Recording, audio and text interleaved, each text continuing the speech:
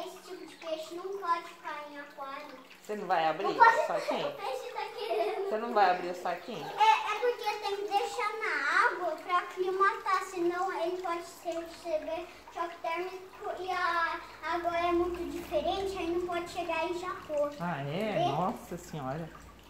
Eu acho que tem que passar uns 10 minutos ou 15. É. Nossa, como você Aí a entende, hein? gente deixa na água o saquinho. Você vai jogar o saquinho? Tem que deixar na água. Mas ele fugiu de você.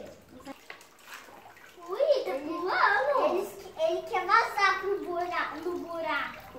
E sim que ele quer. Deixa ele entrar um pouco de água do lago no saquinho. Tá bom, mas não pode deixar ele escapar. Eu vou maneirando aqui, ó. Aqui. A vezes ele tá tão bonito que parece que até... Aí ele vai pular de novo. Agora eu vou ver se a água tá mesmo. Eu vou colocar a mão. Ai, que medo, que medo, que medo, que medo. Eu não gosto de colocar a mão dentro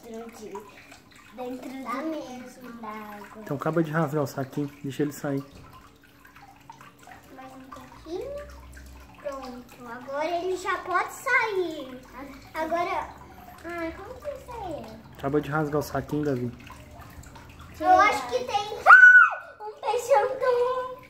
Eu acho que é melhor soltar ele com a mão. Acaba de rasgar o saquinho. E pega ele com a mão. Agora pega o saquinho pelo fundo que ele sai.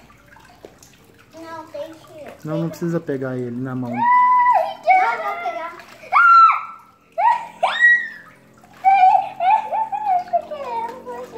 Davi, não pegue na mão, não. Vira. Vira, Davi. Vira. Aê! Foi pra casa nova. Agora joga o resto da água. Joga essa água. Tá bom, tem mais o que fazer. Tchau. Tchau, água do saco. Agora tá reconhecendo, né? Tá conhecendo. E ele já escondeu lá embaixo.